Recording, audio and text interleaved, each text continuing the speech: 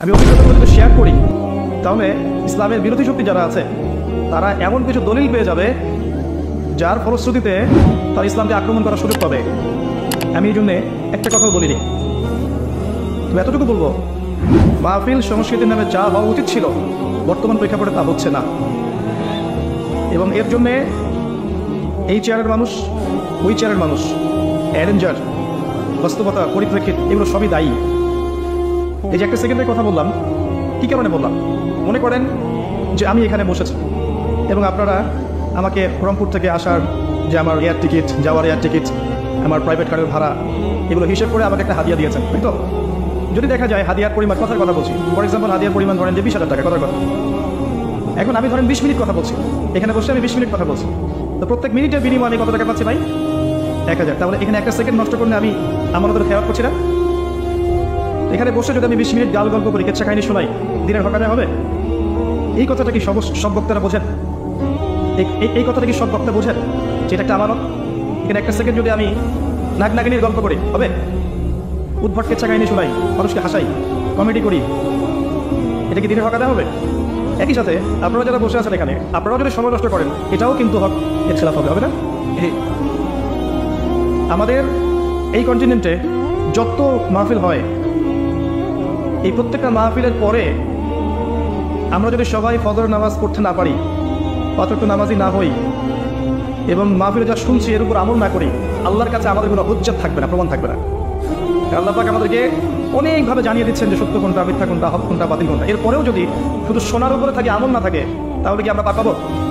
পাক পাবো না। আল্লাহ পাক সূরা সফের মধ্যে বলেছেন, আউযু বিল্লাহি মিনাশ শাইতানির রাজিম, আল্লাহ পাক বলেছেন, ইয়া আইয়ুহাল্লাযীনা আমানু, হে মুমিনগণ, লিমা তাকুলুন, তোমরা এমন কথা কেন বলো, মা লা তাফআলুন, যা তোমরা করো না, কাবুরা মাকতান ইনদাল্লাহ, আল্লাহর কাছে এটা অত্যন্ত নিকৃষ্ট যে আন তাকুলু মা লা তাফআলুন, তোমরা এমন কথা বলবে যেই কাজ তোমরা নিজেরাই করবে না। আমি ভিতরের কথা একটাও বললাম না, শুধু উম্মার কথা চিন্তা করে, এবং ইসলামের এগেনস্টে ইসলাম বিরোধী শক্তি দলিল পেয়ে যাবে এই জন্যে।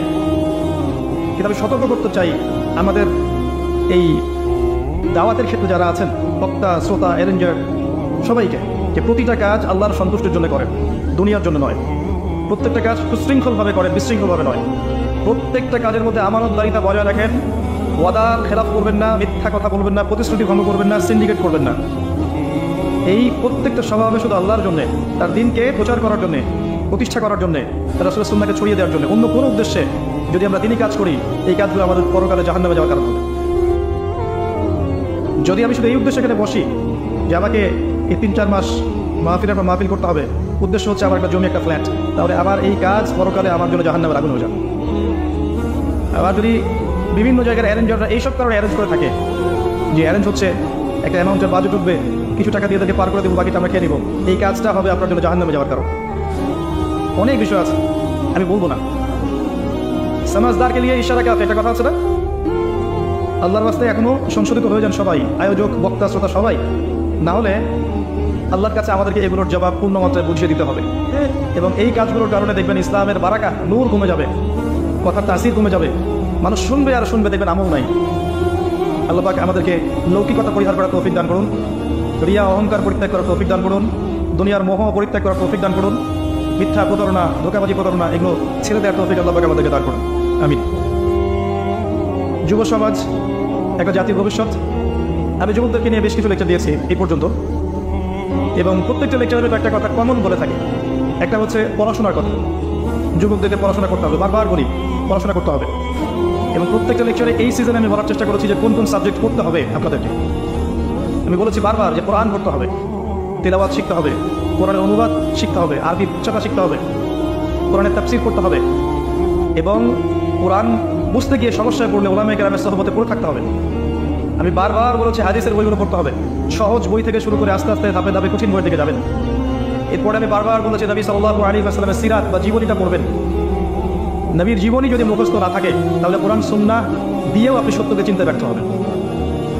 বারবার বলেছি নবী সাল্লাল্লাহু আলাইহি ওয়াসাল্লামের জীবনীর পাশাপাশি খুলাফায়ে রাশিদিনের জীবনী পড়বেন, ইসলামের ইতিহাস পড়বেন, উমাইয়া খেলাফত থেকে শুরু করে আব্বাসী ও ফাতেমি, কর্ডোবার ইসলামিক শাসন, মামলুক শাসন, আপনার উসমানীয় খেলাফত, প্রত্যেকটা শাসন, মোগল শাসন, আফগানদের শাসন, এগুলো পড়বেন। বরাবর বলেছি এর সাথে আপনাকে ফিকহ পড়তে হবে, ইসলামের ফিকহ, দ্বীনের ফিকহ, ফিকহের ক্লাসিক্যাল বইগুলো পড়বেন, না হলে আপনি ফরজ, ওয়াজিব, সুন্নাত, মুস্তাহাবগুলো বুঝতে পারবেন না। কোনটাকে বেশি গুরুত্ব দিতে হবে, কোনটাকে কমেন্টে বুঝতে পারবে না। আমি বলেছি ইসলামিক অর্থনীতি পড়ার কথা, ইসলামিক ইকোনমিক্সের বইগুলো পড়বেন এবং প্রত্যেকের বাসায় একটা করে ব্যক্তিগত লাইব্রেরি করে তুলবেন, পারবেন না? চল। আরও বলেছি ইসলামিক দর্শনের বইগুলো পড়তে। আগেকার যারা বরেণ্য ওলামায়ে কেরাম ছিলেন, মুহাদ্দিসিন কেরাম ছিলেন, মুফাসসিরিন ছিলেন, মুবাল্লিগ ছিলেন, তাদের জীবনীগুলো পড়তে, তাদের দর্শনগুলো পড়তে। এবং তাসকিয়ার কথা বলেছি বারবার, আত্মশুদ্ধি অর্জন করার কথা বলেছি। এরপরেও আমি বলেছি জিওপলিটিক্যাল বিষয়গুলো পড়বেন, ভূরাজনৈতিক প্রেক্ষাপটগুলো পড়বেন।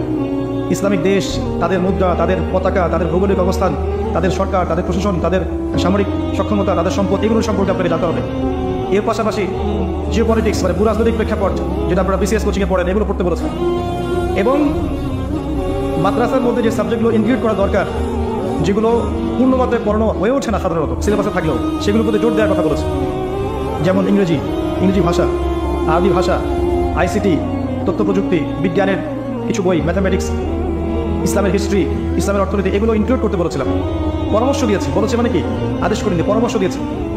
এগুলো যদি আজ থেকে 50 বছর আগে করতে পারতাম, এখন এমন একটা প্রজন্ম পেতেন যে প্রজন্ম এই কোরআনটাকে হাতে নিয়ে বিশ্বকে ব্যাখ্যা করতে পারে, চ্যালেঞ্জ করতে পারে। এখন আমার হাতে বইটা আছে, আমি হয়তো এই বইটার হাফেজ, কিন্তু আমি এই বইটা দিয়ে বিশ্বকে চ্যালেঞ্জ করতে পারছি না। অথচ আল্লাহ পাক বলেছেন এই বইয়ের মধ্যে, সূরা নাহলের মধ্যে আছে 89 নম্বর আয়াতে, ওয়ানাজ্জালনা আলাইকাল কিতাব, হে নবী আমি আপনার প্রতি এই বইটা নাযিল করেছি তিবয়ানান লিকুল্লি শাই। এই বইটা প্রত্যেকটা বিষয়ের ব্যাখ্যা। এই 600 পৃষ্ঠার বই, প্রত্যেকটা বিষয়ের ব্যাখ্যা। শুনতে পারলেন আমার কথা? প্রত্যেকটা বিষয়। তো প্রত্যেকটা বিষয়ের মধ্যে কি কিছু বাদ যায়? ওয়াহুদান, এবং এই বইটা হচ্ছে হেদায়েত, মানুষের জন্য পথ নির্দেশ। ওয়া রাহমাতান, এবং এই বইটা হচ্ছে রহমত বা করুণা, আল্লাহ পাকের দয়া। ওয়া বুশরা লিল মুসলিমিন, মুসলিমদের জন্য এই বইটা সুসংবাদ। এই বইটা হাতে থাকার পরেও আমি বিশ্বকে চ্যালেঞ্জ করতে ব্যর্থ হয়েছি।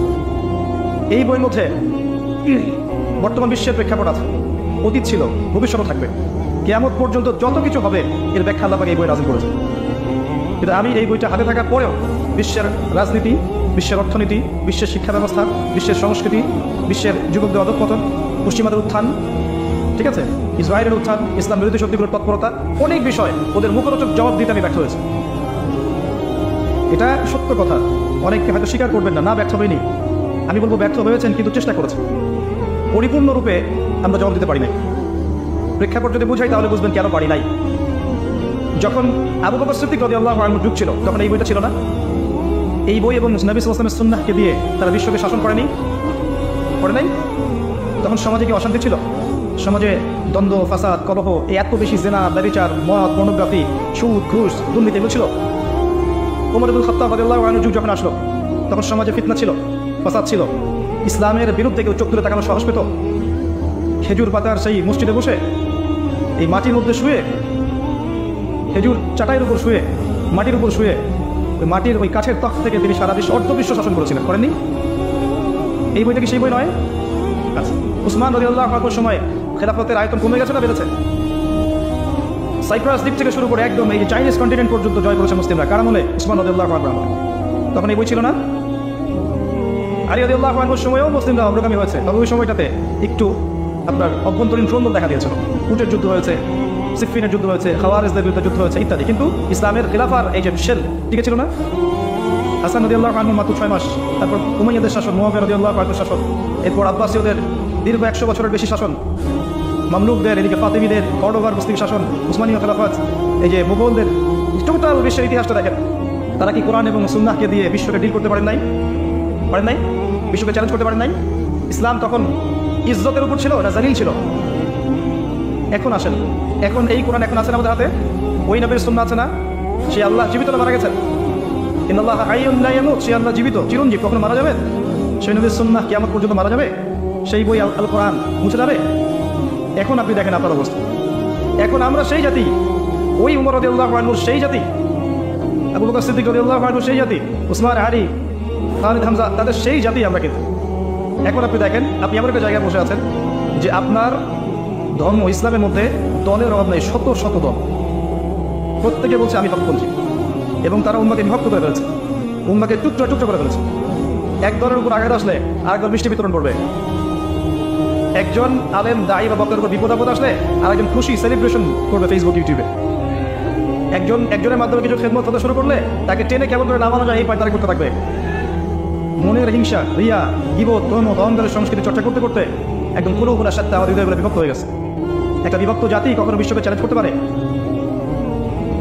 একবার খালি নবী সাল্লাল্লাহু আলাইহি ওয়াসাল্লামের যুগে সাহাবীদের মধ্যে একটু মনোমালিন্য হয়েছিল। একজন বলেছে আমি আনসার, একজন বলেছে আমি মুহাজির। পানি নিয়ে একটু দ্বন্দ্ব হয়েছে। আনসারি সাহাবী বলেছে হে আনসাররা তোমরা আসো, আমাকে সাহায্য করতে আসো। মুহাজির সাহাবী বলেছে হে মুহাজিররা তোমরা আসো, আমাকে সাহায্য করতে আসো। নবী সাল্লাল্লাহু আলাইহি ওয়াসাল্লাম এই দৃশ্যটা দেখে তার চেহারা একদম লাল হয়ে গেল রাগে। আমি বেঁচে আছি, তোমাদের মধ্যে আছি, এতেই তোমরা জাহিলিয়াতের কাজ শুরু করলে? তোমরা সবাই এক উম্মাহ, যদিও পরিচয় আছে মুহাজির এবং আনসার, তোমরা এক উম্মাহ, ওয়ান উম্মাহ। আমরা মুসলিমরা এক উম্মাহ নই? কেউ হানাফি, কেউ শাফি, কেউ বেরলভি, কেউ আটরশি, কেউ মাইজ ভান্ডারি, কেউ জামাত তাবলিগ, সবাই মুসলিম না? নাকি শুধু হানাফিরাই মুসলিম, অন্যরা মুসলিম না? না তাবলিগরাই মুসলিম, অন্যরা মুসলিম না? না আহলে হাদিসরাই মুসলিম, অন্যরা মুসলিম না? সমস্যা কোথায়? কিন্তু দেখবেন অভ্যন্তরীণ ক্রন্দনের কারণে আমরা শক্তি হারিয়ে ফেলেছি। আর এই শক্তিটি এত মাত্রায় হারিয়েছি যে বিশ্বাস করেন বিশ্বের পরাশক্তিগুলো এখন আমাদেরকে অতটা মূল্যায়ন করে না। তারা জানে এরা বিভক্ত, এদের একদল পুষকে দিলে আরেক দলের পিছনে এরাই লেলিয়ে দিবে। আমাদেরকে আসতে হবে না, খালি আমরা একটু পুষকে দিলে দেখবেন একদল একদলের ঘাড়ে পড়ে দিচ্ছে। এই হচ্ছে আপনার ধর্মতাত্ত্বিক অবস্থা। এরপরেও দেখবেন আপনার ধর্মের মধ্যে তাওহীদের নামে শিরক ঢুকে গেছে না? মুসলিমরা এখন শিরক করছে না? করছে না? মুসলিমরা আল্লাহ ছাড়া অন্য কাউকে শ্রদ্ধা করছে না? আল্লাহ ছাড়া অন্য কারোর কাছে নজর মানত কোরবানি করছে না? মুসলিমরা আল্লাহ ছাড়া অন্য কারোর সামনে মাথা নত করছে না? আল্লাহর বিধান বাদ অন্য বিধান নিচ্ছে না? এটা মুসলিমরা করছে না? মুসলিমদের শিরক দেখেন, তাওহীদের মধ্যে শিরক থাকার কথা ছিল আমাদের তাওহীদের উপরে। যতদিন পর্যন্ত মুসলিমরা তাওহীদের উপর ছিল এই পৃথিবী তারা শাসন করেছে। যখনই মুসলিমরা যে যুগেই তাওহীদ থেকে সরে গেছে তারা অধঃপতনে অধঃপতনে চলে গেছে। আল্লাহ পাক একটা দলকে পতন ঘটিয়ে অন্যদেরকে রাইজ করিয়ে নিয়ে এসেছে। আল্লাহ পাকের সুন্নাত এটা, ইস্তাবদিলু কওমান গায়রাকুম। একটা কওম যখন আল্লাহর আনুগত্য করবে না, আল্লাহ তাকে সরিয়ে দিয়ে নতুন কওমকে নিয়ে আসবেন। সুম্মা লা ইয়াকুনু আমসালাকুম, তারা তোমাদের মতো হবে না। ধর্মের দিকে দেখেন, মুসলিমদের মধ্যেই সুন্নতের নামে বেদাত চালু হয়ে গেছে না? কত রকম বেদাত হয়ে গেছে না? মনে করে সোয়াবের আশায় এই কাজগুলো করছে।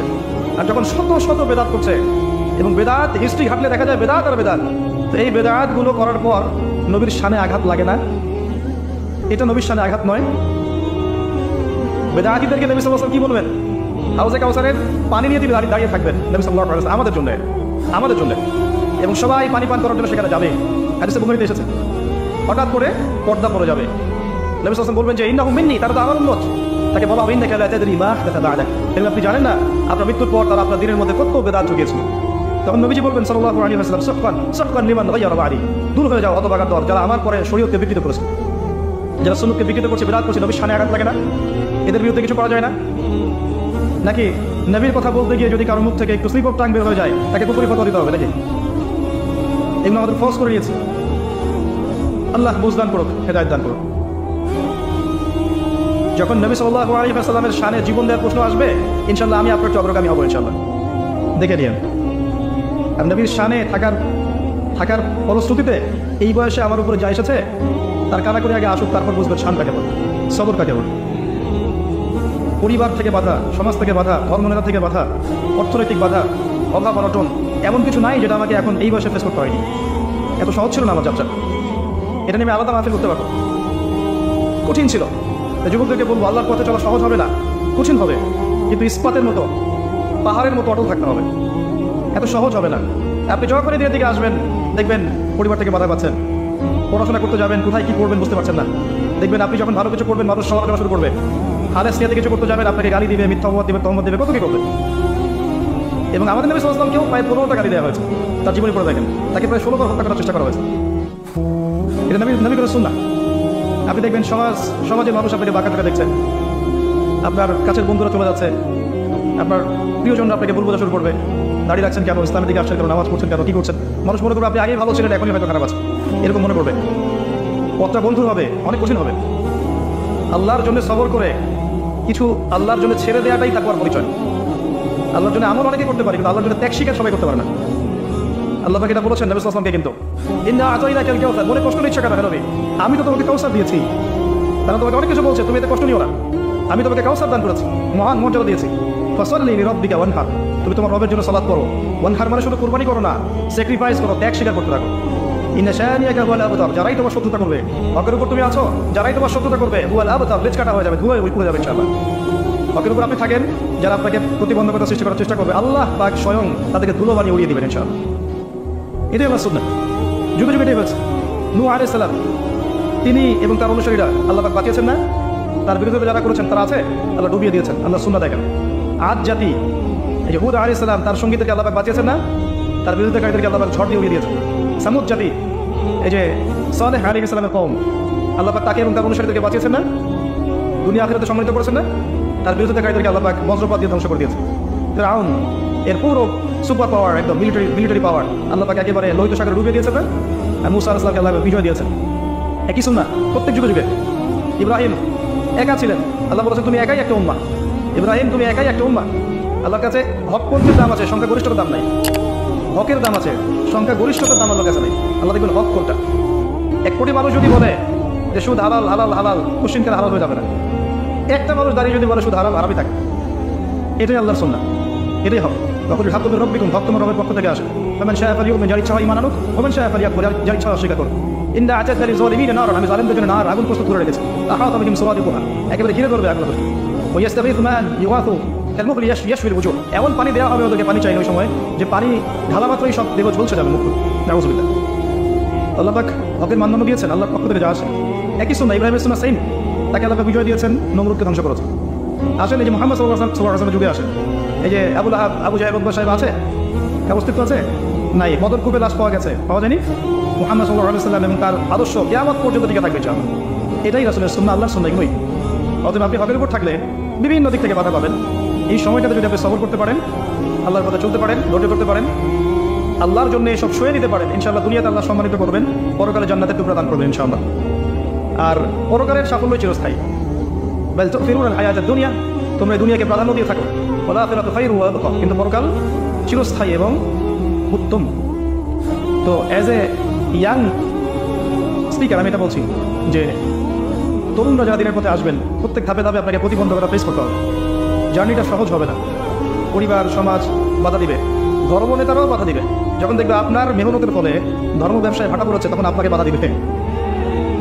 দেখবেন যখন আপনার কিছু সত্য কথার ফলে আল্লাহ, এটা হাদিসে আল্লাহ জিবরাইল আলাইহিস সালামকে ডেকে বলেন যে আমার ওই বান্দাকে আমি ভালোবাসি, তুমিও তাকে ভালোবাসো। জিবরাইল আলাইহিস সালাম সমস্ত ফেরেশতাদেরকে বলেন আল্লাহ আমাকে বলেছেন আল্লাহ ওই বান্দাকে ভালোবাসেন, আমি ওকে ভালোবাসি, তোমরাও তাকে ভালোবাসো। এরপর ফেরেশতারা দুনিয়াবাসীর উপর ঘোষণা করে আল্লাহ অমুক বান্দাকে ভালোবাসেন, জিবরাইল অমুক বান্দাকে ভালোবাসেন, আমরাও এই বান্দাকে ভালোবাসি, হে জমিনবাসী তোমরাও তাকে ভালোবাসো। তখন গিয়ে দেখবেন যে আল্লাহর পথের কোনো সৈনিক, কোনো আলেম, কোনো মুআল্লিম, কোনো মুজাহিদ, তার প্রতি আল্লাহর পক্ষ থেকে মানুষের মধ্যে একটা ভালোবাসা সৃষ্টি হয়ে যায়। এটা এমনি হয় না, এটা এমনি হয় না। এই উম্মার মধ্যে এমন অনেক মানুষ আছেন যাদের নাম এখন পর্যন্ত মানুষ শ্রদ্ধার সাথে স্মরণ করে না। তারা কি মানুষকে টাকা দিয়ে ওয়াজ মাহফিলে নিয়ে আসছিল? আসে নাই। মহব্বত থেকে আসে নাই। আপনি যখন এভাবে খেদমত করতে থাকবেন, সবার তো সয়ে যাবে না। কিছু মানুষের যাত্রাদাহ হবে, কিছু মানুষের হিংসা হবে, ঈর্ষা হবে, কিছু মানুষের ধর্ম ব্যবসায় ভাটা পড়বে, কিছু মানুষের পরশ্রী কাতরতা রোগে ভুগবে, কিছু মানুষ ইন্টেনশনালি আপনাকে ডাউন করার চেষ্টা করবে, এবং ইসলামের বিরোধী শক্তিরা এই মানুষগুলোকে কাজে লাগাবে। ইসলামের বিরোধী শক্তিরা এই মানুষগুলোকে হজ্জা বা দড়ি মনে করে কাজে লাগাবে। এটাই হচ্ছে সারা বিশ্বে চলে আসছে দীর্ঘদিন থেকে। এটাই এই পৃথিবীর সুন্নাহ। তবে যুবকদেরকে বলবো, হতাশ হবেন না, ভেঙে পড়বেন না, আল্লাহর পথে চলতে থাকবেন। আপনার জীবনের শেষ দিনটা যেন আল্লাহর পথে চলতে চলতেই শেষ হয়। ইন্নামাল আমালু বিল খাওয়াতির, মানুষের নেক আমল শেষের উপর ডিপেন্ড করে, নিয়তের উপর ডিপেন্ড করে এবং শেষের উপর ডিপেন্ড করে। অতীতে কি হয়েছে ভুলে যান। মিউজিক করতেন, গার্লফ্রেন্ড ছিল, পর্ন দেখেছেন, জুয়া খেলেছেন, মাদকের সাথে সম্পৃক্ত ছিলেন, হারাম অ্যাফেয়ার্সে ছিলেন, কি করেছেন অতীতে, আজকে থেকে ভুলে যান। ফ্রম নাও অন, যখন থেকে আপনার কাছে হেদায়েতের বাণী আসবে, তখন থেকে তওবা করে নেবেন। বলবেন আস্তাগফিরুল্লাহাল্লাযী লা ইলাহা ইল্লা হুয়াল হাইয়ুল কাইয়্যুম ওয়া আতুবু ইলাইহি। এটা বলে ওযু করবেন, 2 রাকাত সালাত করবেন, 2 চোখের পানি ফেলে দিয়ে আল্লাহর কাছে কান্নাকাটি করবেন, আল্লাহর কাছে চাইবেন আল্লাহ আমাকে পুরো জীবন, আগামী পুরো জীবন দিনের উপর পাহাড়ের মতো অটল থাকার তৌফিক আমাকে দান করো, এবং আমার দ্বারা তুমি এই উম্মার খেদমত কবুল করো। এরপরে আপনি ফিল করবেন যে আল্লাহ আপনার সাথে আছে আর কেউ আপনার সাথে নাই। ঠিক এরপর আপনি ফিল করবেন যে আল্লাহ আপনার সাথে আছে আর কেউ সাথে নাই। পরিবার ভুল বুঝতে পারে, গার্লফ্রেন্ড ছেড়ে চলে যাবে, আপনার চাকরি চলে যেতে পারে, আপনার ব্যবসায় লস হতে পারে, আপনার এই সামাজিক প্রতিবন্ধকতা শিকার হতে পারেন। হ্যাঁ, আপনাকে বিভিন্ন মানুষ ভালো মন্দ বাজে বাজে টাইটেল দিতে পারে, জঙ্গি হয়ে গেছে, সন্ত্রাসী হয়ে গেছে বলতে পারে, এবং ধর্মনেতারাও বাধা দিতে পারে আপনাকে। কারণ শিরকের বিরুদ্ধে বলবেন, বেদাতের বিরুদ্ধে বলবেন, হারামের বিরুদ্ধে বলবেন। আপনি যখন এই সারা বিশ্বে যে প্রতারণা চলছে পশ্চিমাদের এগুলোর বিরুদ্ধে বলবেন, অভ্যন্তরীণ বাহ্যিক সমস্যাগুলো তুলে ধরবেন, তখন চতুর্দিক থেকে আপনার উপর অক্টোপাসের মতো আঘাত আসবে। দেন ইউ উইল রিয়ালাইজ, তখন আপনি ফিল করবেন যে আপনি হকের উপর আছেন এবং আপনার সাথে কেউ নাই, আল্লাহ আছে। আর আল্লাহ যদি আপনার সাথে থাকেন, এই দুনিয়াতে ইজ্জত দেওয়ার মালিক আল্লাহ এবং পরকালে জান্নাত দেওয়ার মালিককে। এটাই হচ্ছে মূল কথা। এই পথটা যারা সার্ভাইভ করতে পারবে, রাসূল সাল্লাল্লাহু আলাইহি ওয়াসাল্লাম 2টা সুসংবাদ দিয়েছেন। একটা হচ্ছে যে একটা হাদিসে নবী সাল্লাল্লাহু আলাইহি ওয়াসাল্লাম বলেছেন যে 7 শ্রেণীর মানুষকে আল্লাহ রাব্বুল আলামিন কিয়ামতের মাঠে তার আরশের ছায়ায় ছায়া দিবেন। ওই দিন ওই ছায়া ছাড়া অন্য কোনো ছায়া থাকবে না। তার মধ্যে এক শ্রেণী হচ্ছে সেই যুবক যে তার নিজের যৌবনকালটাকে আল্লাহর পথে বিনিয়ে দিয়েছে।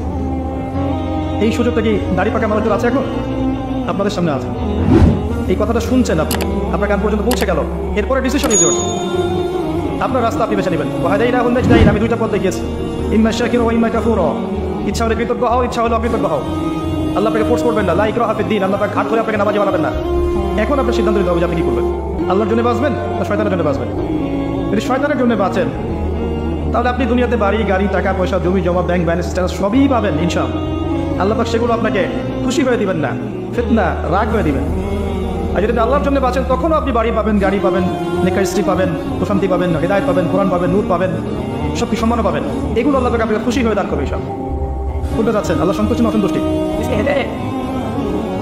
এখন প্রশ্ন হচ্ছে যে যারা আমরা তরুণ আছি, আমাদের ফিউচারটা কি, আমরা কীভাবে আগাতে পারি? প্রথমে বুঝতে হবে আপনাকে, ওই যে প্রথমে আলোচনা শুরু করলাম, এই যে বইটা আমার হাতে আছে, এই বইটা থাকার পরেও আমি বিষয়টা রিড করতে পারছি না। আপনাকে আগে বুঝতে হবে যে আপনি কোথায় আছেন। প্রথমে আপনাকে বুঝতে আপনি কোথায় আছেন। এক নম্বর, ধর্মতাত্ত্বিক দৃষ্টিকোণ থেকে দেখাচ্ছি, আপনি এমন একটা জায়গায় আছেন যে মুসলিমদের মধ্যে শতটা বিভক্ত দল আছে, বিভিন্ন দল আপনাকে ফ্ল্যাগ নিয়ে ডাকছে, আমার কাছে আসো, জান্নাতে সার্টিফিকেট করো, এবং বলবে সবাই আমার ফর্ম পূরণ করো, এটা হক, জান্নাত আমার, তোমার লিস্ট লাগলে নিয়ে যাও। বাক্যান এমন হবে। কেউ কেউ এমন বলবে যে আমরা চূড়ান্ত সহি, এর উপর কোনো সহি নাই। ওই সহির মধ্যেও দেখবেন আবার আরও 4-5টা দল। তখন আবার কি করবেন? সহি এ, সহি বি, সহি সি, সহি ডি, এরকম হবে। সবাই বলবে যে আমি হক।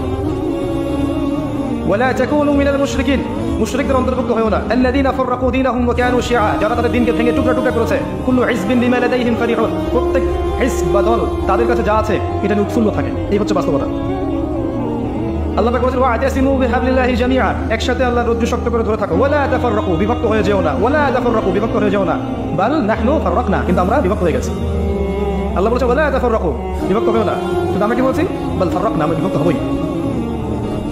কি করবেন এখন? সহজ সলিউশন দিচ্ছি। যারা বিভক্ত তারা সবাই মুসলিম। এদের মধ্যে কিছু আছে স্পষ্ট শিরকি আকীদা আছে, স্পষ্ট কিছু বেদাতি আকীদা আছে। স্পষ্ট শিরক, স্পষ্ট বেদাত, স্পষ্ট কুফর ছেড়ে দেন, বাকিদের কথা চিন্তা করেন। এরা সবাই মুসলিম। এই প্রত্যেক মুসলিম কমিউনিটির ভালো জিনিসগুলো আপনি গ্রহণ করে নেন। প্রত্যেক মুসলিম কমিউনিটির ভালোটুকু আপনি নিয়ে নেন, খোলা মনে নেন। মৌমাছির মতো হন, জ্ঞান অর্জন করতে গিয়ে মৌমাছির মতো হন। ওই শুধু মাছির মতো হবেন না, যে শুধু নোংরার মধ্যেই বসে না। মৌমাছি যেখানে মতো সেখানে যাবে, তাই না? আপনিও সবার ভালোটুকু নেবেন, খারাপটুকু ছেড়ে দিবেন। সহজ না জিনিসটা? এবং সবাইকে ভাই মনে করবেন। ইসলাম বৈচিত্র্যময়, একই বিষয়ে একাধিক মাসালা থাকতে পারে। আপনি একটা ফলো করলে বাকিটাকে শ্রদ্ধা করতে শিখুন। ঠিক আছে, বড় হয়তো দলিল আছে, আমার দলিলটা আমার কাছে বেশি স্ট্রং মনে হয়, আমি এটা পালন করছি। এর মানে এই না যে আমি সঠিক ওই বাতিল, এমন মনে করবেন। পুরো উম্মাহকে একটা দেব ভাবতে শিখুন। শুধু আমাদের দেশের মুসলিমদের কথা বলছি না। যদি ইয়েমেনের কোনো মুসলিম বাচ্চাকে বোম মেরে হত্যা করা হয়, আপনার মন যেন কাঁদে। যদি মিয়ানমারের কোনো মুসলিমকে মেরে হত্যা করা হয়, আপনার মনটা যেন কাঁদে। অ্যাটলিস্ট প্যালেস্টাইনে যদি হত্যা করা হয়, আপনার মনটা যেন কাঁদে। Iraq, Iran, Lebanon, Jordan, Syria, Afghanistan, Pakistan, সমস্ত জায়গায় মুসলিমদের হত্যা করা হয় অমুসলিমদের কর্তৃক, আপনার মনটা যেন কাঁদে যে আমাদের উপর জুলুম হচ্ছে। যদি মন না কাঁদে বুঝবেন মন মরে গেছে, নাই মন, কলব নাই, ডেড, প্যারালাইজ। প্যারালাইজ রোগী দেখেছেন? প্যারালাইজ রোগীর একটা অঙ্গ প্যারালাইসিস হয়ে গেছে। ওখানে আঘাত করলে কি আগে ব্যথা পায়? কারণ আমাদের পুরো বডি প্যারালাইসিস হয়ে গেছে। এক জায়গায় আঘাত করলে আরেক জায়গায় ব্যথা লাগে না। নবীজি বলেছিলেন সাল্লাল্লাহু আলাইহি ওয়াসাল্লাম, এই উম্মাহ একটা দেহের মতো, যার একটা অংশে আঘাত পেলে অন্য অংশ কি হয়? ব্যথা অনুভব করে। এখন সেটা আমরা করি? কম মানুষই করে। বরং খুশি হয়, বরং মিষ্টি বিতরণ করে, বরং মনে করে না ঠিকই হয়েছে, সেটা হওয়া উচিত ছিল, এরকম মনে করে। তারা বুঝতে পারে না যে যা হয়েছে তাদের সাথে সেটা কাল তার সাথেও হবে। এটা সে বুঝতে পারে না, কারণ তার দৃষ্টি অন্ধ, তার বাহ্যিক চোখ আছে, ভেতরে কোনো চোখ নাই। ভেতরে চোখ দিয়ে দেখলে বুঝতে পারতো আজ যা আমার সাথে হয়েছে কাল আপনার সাথে হতে পারে। তাই এত অহমিকায় প্রফুল্ল হবেন না, অন্যের কষ্ট দেখে খুশি হবেন না। কারণ যারা ইসলামের প্রকাশ্য শত্রু তারা কখনোই আপনাকে ওই মাযহাবি বা সংগঠন বা দল তরিকার এই মানদণ্ডে বিচার করবে না, ভৌগোলিকতা, জাতীয়তাবাদের মানদণ্ডে বিচার করবে না। তারা দেখবে আপনি লা ইলাহা ইল্লাল্লাহ কালিমা পড়েন কিনা, দ্যাটস অল। এটাই হচ্ছে সারা ওয়ার্ল্ডে, এটা আপনার বর্তমান অবস্থা। এরপরে আরও দেখেন আপনার অবস্থাকে বোঝেন। আপনার যত মিডিয়া আছে দেখবেন, সমস্ত মিডিয়ার ম্যাক্সিমাম 99% দেখবেন আছে অন্যদের হাতে, পশ্চিমাদের হাতে। এবং যখন তাদের হাতে, তখন দেখবেন আপনি দিনকে রাত বাড়ানো সম্ভব, রাতকে দিন বাড়ানো সম্ভব। সত্য মিথ্যা হয়ে যাবে, মিথ্যা সত্য হয়ে যাবে। পৃথিবীর সবচেয়ে জালেম তাকে উপস্থাপন করা হবে এবং নোবেল প্রাইজ দেওয়া হবে। যে সভ্যতা বিগত 100 বছরে পৃথিবীতে প্রায় কয়েক কোটি মানুষ হত্যা করেছে, এদেরকে বলা হবে মানবতা প্রেমী। আর যখনই দেখবেন অল্প কিছু মুসলিম, প্যালেস্টাইনের কথা বলছে, অল্প কিছু মুসলিম ইহুদের আগ্রাসন চালাচ্ছে, এদের হাতে কিছুই নাই, এরা সামান্য কিছু নিয়ে প্রতিহত করার চেষ্টা করছে, ওরা বলবে যে এরা হচ্ছে মৌলবাদ, সন্ত্রাসী। এই বিষয়গুলো খেয়াল রাখবেন। কোথায় আছেন আপনি? যখন এই বিষয় তাদের হাতে, তখন আপনি দিনকে রাত বানাতে পারেন, রাতকে দিন বানাতে পারেন। ন্যায় অন্যায় হয়ে যাবে, অন্যায় ন্যায় হয়ে যাবে, আপনি কিছু করতে পারবেন না। কারণ আমাদের মুসলিমদের স্বতন্ত্র আসলে খুব একটা মিডিয়া নাই যেখানে সত্য বিষয়গুলো প্রচার করতে পারবেন। এখন ইউটিউব, ফেসবুকিং হয়েছে, আপনারা প্রচার করছেন, কিন্তু এখানে অনেক ফিতনা আছে। এই প্ল্যাটফর্মগুলো হচ্ছে ইহুদি খ্রিস্টানদের, এই প্ল্যাটফর্মগুলো ইহুদি খ্রিস্টানদের প্ল্যাটফর্ম। এখানে আমরা যারা নেমেছি, আমরা নিজেরা আসলে নিজের পাই পুরো মেরেছি, জানেন। একটা লেকচার দেওয়া হবে, দেখবেন লেকচারের একটা অংশ কাট করে এমন সামলাইন দিয়ে দিবে যে আপনি শেষ, অথচ ওর সাথে আপনার বিন্দুমাত্র সম্পর্ক নাই, ঠিক আছে। আর এই কাজগুলো ইন্টেনশনালি অনেকে করতে পারে, খুব সহজ, এখানে মানুষকে বিতর্কিত করা খুব সহজ। ইমাম আবু হানিফার মধ্যে যদি এখন বসাই দিতে পারতেন এবং এরকম 10টা 20টা 50টা মাহফিল করতে পারতেন, ইউটিউবে ছড়াতেন, দেখতে যারা বিতর্কিত করতে চাইবে তার কথা ধরেও বিতর্কিত করতে পারবে না, সুযোগ আছে। একটা কথার এক অংশ, একটা কথা আরেক অংশ লাগিয়ে দিবে, সৈয়দ। এখনকার অবস্থা আপনার যে আপনার কাছে মিডিয়া নাই, প্রযুক্তি, এই যে যত প্রযুক্তি দেখছেন এগুলো কাদের হাতে? আমাদের হাতে নাই। আপনার প্রাইভেসি পর্যন্ত আপনার হাতে নাই। সেলফোন আছে, ইন্টারনেট আছে, অন্যান্য টেকনোলজিগুলো আছে, এগুলো দিয়ে আপনার যত প্রাইভেসি আছে, এই প্রাইভেসিগুলো কিন্তু আর এখন আপনার কাছে নাই। সব কিছু এই মনিটর করা সম্ভব। আর মনিটর করার প্রয়োজন নাই, কারণ ব্রেনটাকে এমনভাবে ওয়াশ করে দিয়েছে পশ্চিমারা যে আপনি যা করবেন নিজেই সেটা ছবি তুলে ফেসবুকে দিয়ে দিবেন। আপনাকে মাইন্ড প্রোগ্রামিং করা হয়েছে, কথা বুঝতে পারছেন না? আপনি যা করবেন নিজেই ছবি তুলে ফেসবুকে দিয়ে দিবেন। আপনার মাথাটাকে এমন ধাঁচে নিয়ে আসা হয়েছে, ওয়াইফের সাথে শুয়ে আছেন, ছবি দিয়ে দিলেন, ওয়াইফের সাথে ঘুরছেন, ছবি দিয়ে দিলেন, গার্লফ্রেন্ডের সাথে কোলে শুয়ে আছেন, ছবি দিয়ে দিলেন। আপনি বুঝতে পারছেন এখন প্রাইভেট লাইফ কোনটা, পাবলিক লাইফ কোনটা। এই কমন সেন্সটা হারিয়ে ফেলেছেন এই অনলাইন ইউজ করতে করতে। এটা আপনার মাথাটাকে প্রোগ্রামিং করা হয়েছে, হিপনোটাইজের মতো প্রোগ্রামিং করা হয়েছে। মনিটর করতে হবে না, আপনি নিজেই বলে দিবেন কি করছেন না করছেন, কোথায় যাচ্ছেন। আজকে যে কফি খাইলাম, দেখবেন আপনি লিখছেন, আজকে কাপড় ধুলাম, ফেসবুক খুলে দেখবেন, আজকে আমি অমুকের সাথে বসে চা খাইছি, রাস্তায় যাচ্ছিলাম, 10 টাকা দান করার সুযোগ পেয়েছি, দিয়ে দিচ্ছে ছবি, সব নিজেই বলে দেবে কি করছে সারাদিন। মানে এটা কি মানে প্রাইভেট লাইফটাকে পাবলিক করে দেওয়া হলো না? আমরা এই সেন্সটা হারিয়ে ফেলেছি, প্রযুক্তি আমাদের হাতে নাই। আপনি যদি দেখেন এডুকেশন সিস্টেম, এই সিস্টেমটাও এর মধ্যে অনেক সমস্যা আছে।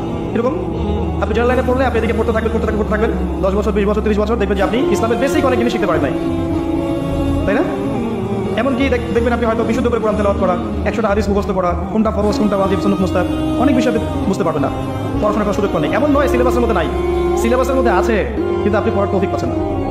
ধর্ম বই আছে স্কুলে, কলেজে আছে না, কিন্তু আপনি দেখবেন পড়ছেন না, আপনি অন্যদিকে বেশি ফোকাস করছেন, তাই না? মাদ্রাসায় যান, এখানে আপনি পড়ছেন মাশাআল্লাহ, দাওরা ফারেক করছেন, কিন্তু দেখবেন বাস্তবিক অর্থে আপনি ইংরেজিতে পিছিয়ে থাকছেন, সায়েন্সে পিছিয়ে থাকছেন, আইসিটিতে পিছিয়ে থাকছেন, ইকোনমিক্স বুঝছেন না, ফিলোসফি পলিটিক্যাল সায়েন্স বুঝতে পারছেন না। তখন দেখা যায় একজন দাওরা ফারেক ছেলে যখন মিম্বরে দাঁড়ায়, মিম্বরে বসে খুতবা দেয়, তার মধ্যে জ্ঞান আছে মাশাআল্লাহ, জ্ঞানের কোনো কমতি নাই, কিন্তু জেনারেল এই সাবজেক্টগুলো জ্ঞান না থাকার কারণে, যেহেতু সমাজের বেশিরভাগ মানুষ জেনারেল এডুকেটেড, তারা ওই মানুষটাকে সঠিকভাবে গ্রহণ করতে পারছে না, তাই না? কিন্তু সে যদি জেনারেল সাবজেক্টগুলো পড়তো, তাহলে এই মিম্বর থেকে সে এমন কথা বলতে পারতো যে ইনশাআল্লাহ, ওই যে বললাম, কোরআন হাতে নিয়ে সে বিষয়কে চ্যালেঞ্জ করতে পারতো। এটা হচ্ছে না, সিলেবাসের পরিবর্তন দরকার ছিল, হয়ে ওঠে নাই। জানি না এগুলো বলেই বা কি লাভ, আগামী তো হবে কিনা কখনো। তবে আমার আশা এবং ইচ্ছা যে আমরা যেটা পাই নাই, এখনো পাচ্ছি না, আমাদের পরবর্তী প্রজন্ম, আমাদের এই ছেলেমেয়েরা যারা বিয়ে শাদী করেছেন, বাচ্চা কাটা হচ্ছে, এদেরকে এই সিলেবাস দেওয়ার চেষ্টা করেন, দেখবেন ইনশাআল্লাহ ওরা কোরআন সুন্নাহকে হাতে নিয়ে বিশ্বকে চ্যালেঞ্জ করতে পারবে ইনশাআল্লাহ। আরও প্রবলেম আছে, এবার মনে করেন জেনারেল লাইনের মানুষেরা হেদায়েত পেয়ে ইসলামের দিকে এসেছে, মনে করেন এখন এই ছেলে কী করবে, কী পড়াশোনা করবে, কোন বই পড়বে, কী সিলেবাসে পড়বে, কোনো ঠিক নাই। সে বিক্ষিপ্ত, একবার এখানে যাচ্ছে, একবার ওখানে যাচ্ছে, একবার ওখানে যাচ্ছে, ইউটিউবে লেকচার শুনে, একটা হাদিস পড়ে, এভাবে পড়াশোনা করছে, তার পড়াশোনা কিন্তু কনস্ট্রাকটিভ না। এখন আমাকে উত্তর দেন, যারা আলেম ওলামা আছেন উত্তর দেন, এই হিউজ জেনারেল লাইনে যারা পড়া মানুষ, হেদায়েত প্রাপ্ত হয়ে ইসলামের দিকে এসেছে, আবেগ আছে, তওবা করেছে, আল্লাহ পরে করার চেষ্টা করছে, এদেরকে এডুকেটেড করার জন্য কি পদক্ষেপ গ্রহণ করেছে বলেন? এদেরকে কি আলেম বানানো যাবে না? সম্ভব না? ওদের মাথায় কিছু নাই? কোনো কোনো ক্ষেত্রে তো ওরা অনেক কিছু আপনাদের চেয়ে ভালো বোঝে, হ্যাঁ, জিও পলিটিক্স ওরা ভালো বোঝে, ইকোনমিক্স ওরা ভালো বোঝে, ইংরেজি ওরা ভালো বোঝে, আইসিটি ওরা ভালো বোঝে। এখন এদেরকে কী করবেন? এরা কি সমাজের আবর্জনা হয়ে থাকবে? কয়টা প্রতিষ্ঠান আছে যেখানে এই বিশাল সংখ্যক জেনারেল মানুষদেরকে নিয়ে 5 বছর 6 বছর 10 বছর, আচ্ছা 10 বছর গেলাম না, 2 বছর 3 বছর 4 বছর 5 বছর এরকম মেয়াদি কোর্স লঞ্চ করা যেত না, যার মধ্যে দিয়ে তারা মৌলানা হয়ে বের হতো? সম্ভব ছিল না? কয়টা মাদ্রাসা এটা আছে? ইনিশিয়াল পদক্ষেপগুলো নিচ্ছেন না, কিন্তু সমালোচনা করার সময় কী করছেন? ওই ছেলেটা কীভাবে দিন শিখবে যদি আপনি সহযোগিতা না করেন, এরকম প্রতিষ্ঠান না গড়ে তোলেন, কোর্স লঞ্চ না করেন, এরকম মৌলানা কোর্সগুলো লঞ্চ না করেন, তাহলে ও কি আলেম হওয়ার অধিকার রাখে না? নাকি কোরআন সুন্নাহ শুধু আলেমদের জন্য, জেনারেলদের জন্য নয়? কি এই সমস্যাগুলো তুলে ধরাটা কি আমার অপরাধ? আল্লাহ বোঝার তৌফিক দেবে। এখন এই জেনারেল মানুষটা কী হবে জানেন? যেহেতু আপনি কনস্ট্রাকটিভ কোনো ডাইরেকশন দিচ্ছেন না, এই জন্য যারা উগ্রবাদী দর্শনে বিশ্বাস করে, জেনারেল একটা বাইকে ডাকবে, জিহাদের 4-5টা আয়াত শোনাবে, এর মাথা থেকে ওয়াশ করে দিবে। বুঝতে পারছেন না? একজন বেদাতীকে ডাকবে, বেদাতের যে আয়াতগুলো আছে এগুলো পড়ে পড়ে পড়ে মাথাটা বাস করে দেবে, ওদের কোনো ওই পথে চলে গেছে। ওকে যে কোনো দিকে তখন মোটিভেট করা সম্ভব, কারণ ওকে আপনি কনস্ট্রাকটিভ সিলেবাসে পড়াশোনা করতে পারেন নাই। ব্যর্থতা কার? আমার। আল্লাহ বোঝার তৌফিক দান করেন। আরো সাজেশন দিচ্ছি, শোনেন। এই যে মাহফিল নিয়ে এত সমস্যা অনেকের, সবার না, একটা সিলেবাস করে দেন রাষ্ট্র থেকে, যেখানে প্রত্যেকটা বিষয় থাকবে। এই যে বিসিএস যেমন আছে, বিসিএস অনেকগুলো বিষয় আছে না, এই সিলেবাসে কোরআন, হাদিস, আরবিক ল্যাঙ্গুয়েজ, আরবি সাহিত্য, আপনার ফিক, উসুল ফিক, আপনার যে ইসলামের ইতিহাস, ইসলামী অর্থনীতি সব ঢুকায় দেন, দিয়ে একটা সিলেবাস করে দেন, দিয়ে বিসিএস এর মধ্যে একটা পরীক্ষার আয়োজন করেন, যে পরীক্ষায় জেনারেল এবং মাদ্রাসা উভয় ব্যাকগ্রাউন্ডের স্টুডেন্টরা অংশ নিতে পারবে, সবার জন্য উন্মুক্ত। একটা নির্দিষ্ট সীমা দেন, বয়স সীমা দেন, এই বয়স হতে হবে, এই ডিগ্রি থাকতে হবে, তারপরে পরীক্ষা অংশ নিতে পারবে। করে দেন, করার পরে 2টা 3টা 4টা ধাপে পরীক্ষা নেন, রিটেন ভাইবা। ক্যাডার যেমন করে বের করেন, এইভাবে 100টা আলেম বের করেন না বাংলাদেশে, এবং এই 100টা আলেমকে গভর্নমেন্ট জব দিয়ে দেন। গভর্নমেন্ট জব দিয়ে বলেন এই 100টা আলেম সারা দেশে দাওয়াতি কাজ করবে, এবং মাহফিল থেকে কোনো পারিশ্রমিক দিতে পারবে না, গভর্নমেন্ট তাদেরকে জব দিবে এবং স্যালারি দিবে, তারা সমস্ত জায়গায় দাওয়াতি কাজ করে বেড়াবে। তখন এই চেয়ারে বসে কেউ উল্টাপাল্টা কথা বলতে পারবে না, যারা এখানে এসে বসবে তারা এডুকেটেড হয়ে বসবে।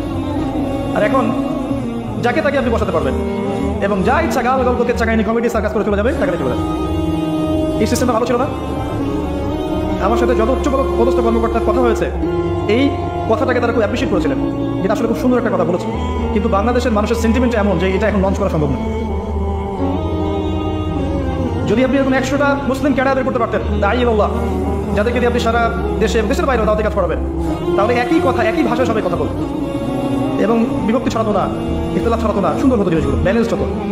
এটা মাদ্রাসা জেনারেল সবার জন্য উন্মুক্ত করে দিতেন, তারপর দেখতাম যে আসলে কে কত ভালো করতে পারে, তারপরে আসে। এবং এখানে ইসলামিক সাবজেক্টের সাথে অন্য সাবজেক্ট থাকবে, ভূগোল থাকবে, জিওপলিটিক্স থাকবে, ইকোনমিক্স থাকবে, ইংরেজি থাকবে, সব থাকবে। এরপরে আসেন পরীক্ষা দিতে, দেখি কার জ্ঞানের কত দূর। শুধু ডিগ্রি সার্টিফিকেট দিয়ে নয়, আর শুধু এই চিরায়ত একটা ট্রেডিশন আছে যে আমি অনেক বড় আলেম, আমি অনেক কিছু জানি, এই বিষয়গুলোকে দিয়ে নয়। আর বাস্তবতায় পরীক্ষা নিরীক্ষা পর্যবেক্ষণের মধ্যে দিয়ে আসেন, তারপর দেখা যাবে যে সত্যিকার অর্থে যোগ্যতা কারো রাখে না। দেখবেন তখন এমন অনেক মানুষ উঠে আসবেন যারা ইসলামিক নৈতিকতা প্রাপ্ত এবং জেনারেল ব্যাকগ্রাউন্ড থেকে উঠে আসছেন। আসলে আমি একটা কথা বলতে গিয়ে এদিকে আসলাম যে জেনারেল ভাইরা যখন উঠে আসছেন, তাদের পড়াশোনা করার খুব একটা ক্ষেত্র নাই কনস্ট্রাকটিভ। তাই আমার পরামর্শ হচ্ছে, আপনারা মাদ্রাসায় ওস্তাদদের সহবতে যান, যেভাবে প্রাইভেট পড়েন সেভাবে একটা একটা করে বই মাদ্রাসার টিচারদের কাছে পড়তে থাকেন। মিজান থেকে শুরু করেন, মুনসাহেব পড়েন, নাহু পড়েন, হেদায়েত নাহু পড়েন, আস্তে আস্তে এভাবে উঠতে থাকেন। হাদিসের কিতাবগুলো পর্যন্ত যান, দেখবেন একটা লেভেলে গেলে আপনি কিন্তু গবেষণা করতে পারবেন ইনশাআল্লাহ। এছাড়া আমি দেখছি না অন্য কোনো অপশন আপনার করতে চান জ্ঞান দিয়ে, আর কোনো অপশন আমার সামনে নেই। তবে ওই যে বললাম, আপনার পরবর্তী জেনারেশন, আপনার সন্তান, আপনার ছেলে মেয়েদের জন্য এমন প্রতিষ্ঠান গড়ে তোলেন যেখানে এমন সিলেবাস থাকবে যে ওরা প্রতিটা বিষয় সম্পর্কে জ্ঞান অর্জন, জেনারেল লাইনও পড়বে, হাফেজও হবে, কোরআন তাফসীরও পড়তে পারবে, আরবিক ল্যাঙ্গুয়েজও জানবে, ইনশাআল্লাহ দেখবেন ও পরবর্তীতে এমন একজন আলেম হবে যাকে দেখলে মানুষ বলবে না যেমন তো মসজিদ পড়বে, এটা বলবে না, বলার সাহসই পাবে না ইনশাআল্লাহ। তারা যুবক ভাইদের প্রতি ফার্স্ট নসিহত হচ্ছে এই জিনিসটা, এডুকেটেড হন, পড়াশোনা করেন।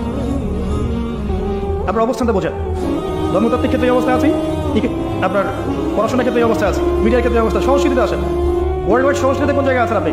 এই যে আপনার এই যে আপনার পর্নোগ্রাফি, আপনার এই যে মাদক, আপনার এই যে পাবজি বা আপনার টিকটক, আপনার এই যে যত কিছু আছে এখন, ফ্রি ফায়ার, আপনার যে ক্যাসিনো, ফ্রি মিক্সিং, আরাম গার্লফ্রেন্ড বয়ফ্রেন্ড অ্যাফেয়ার্স, এই যে বিষয়গুলো চলছে এখন, এই বিষয়গুলো কি মুসলিমরা তৈরি করেছে? এই জিনিসগুলো কোন সভ্যতা থেকে এখানে আসলো? ধরেন দেখুন, প্রত্যেকটাই কিন্তু ওদিক থেকে এসেছে। ওরা এগুলো দিয়ে কী করেছে? যুবকদের ইমানটাকে নষ্ট করে দিয়েছে। স্পেশালি মুসলিম যুবকদেরকে টার্গেট করেছে, কারণ যুবকরা যদি ইমানদার হয় ওদের বিরুদ্ধে দাঁড়াতে পারবে না। যুবকরা যদি ইমানদার না হয় তাহলে দাঁড়াতে পারবে না। ইমানদার না করানোর জন্য এই আপনাকে মেয়ে সহজলভ্য করে দেওয়া হয়েছে, পর্ন সহজলভ্য করে দেওয়া হয়েছে, আপনি মেগাবাইট আপনি নিচ্ছেন না, রাত্রেবেলা দেখছেন, ঠিক আছে? আপনার মাদক সহজ করে দেওয়া হয়েছে, ফ্রি মিক্সিং, চাইলে আপনি মেয়েদের সাথে কথাবার্তা বলতে পারেন, জেনা করতে পারেন, এমনকি পতিতালয়ে যেতে পারেন, মাদক খেতে পারেন, এগুলো আপনাদের সহজ করে দেওয়া হয়েছে। কি কারণ? একটাই কারণ, আপনার কলবের নূর ইমান নষ্ট করে দেওয়া। বেঈমান যুব সমাজ কখন আল্লাহর পথে কাজ করতে পারবে না, এই একটা কারণে এই কাজটা করা হয়েছে। আর এদিকে এই হ্যামিলনের বাসীওয়ালাদের পিছনে ঝুঁকে পড়েছে বেশিরভাগ জেনারেল লাইনের ছাত্ররাই, মাদ্রাসার ছাত্ররা এই ধার কাছে খুব কম যায়। এটা এখন তাদের মধ্যেও ফিতনা ঢুকেছে, কারণ ফোন তো সবার হাতে হাতে, এই কারণে ফিতনা ঢুকেছে। এবং এই ফোনের সংস্কৃতিটা আমাদেরকে ঠান্ডা বাজার চিন্তা করার সময় দিচ্ছে না, খেয়াল করেছেন? অলওয়েজ বিজি বিজি বিজি, ঠান্ডা বাজারটা চিন্তা করবে সময় নেই। এই বিষয়গুলো খেয়াল রাখবেন।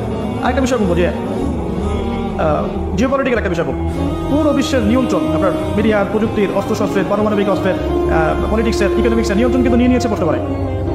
এদের আন্ডারে এখন আমরা আসলে অসহায়ের মতো পড়ে আছি বিগত 100 বছর থেকে। এই জায়গায় একটা বড় ইস্যু হচ্ছে ইকোনমিক ইস্যু, কারণ ইকোনমি তারা নিয়ন্ত্রণ করেছে সুদের মধ্য দিয়ে। সুদের মধ্যে দিয়ে ইকোনমি নিয়ন্ত্রণ করেছে এবং আপনার রক্তগুলো চুষে চুষে খেয়েছে ওরা। আমি এটা নিয়ে আলাদা একটা লেকচার বক্তব্য দিব ইনশাআল্লাহ, ইসলামিক ইকোনমিক্স ওই দিন ডিটেলস বলবো ইনশাআল্লাহ। এতটুকু শোনেন, রিবা মার্কেটটাকে ব্লক করে ফেলে, ধনী হতে থাকে, গরিব হতে থাকে। এখানে আপনি সাম্য পাবেন না। এই কারণেই দেখবেন বিশ্বের একটা অংশ দিন দিন ধনী হয়েছে আর বাকি অংশগুলো গরিব হচ্ছে। এরপরেও আছে বোগাস কিছু মনিটরি সিস্টেম, যার মধ্যে দিয়ে সম্পদের মান কমে দেওয়া হয়েছে। আপনার কাছে মনে হচ্ছে আপনি অনেক কিছু মানি, কিন্তু আদতে আপনি সম্পদ হারাচ্ছেন। পরে বুঝবেন ইনশাআল্লাহ।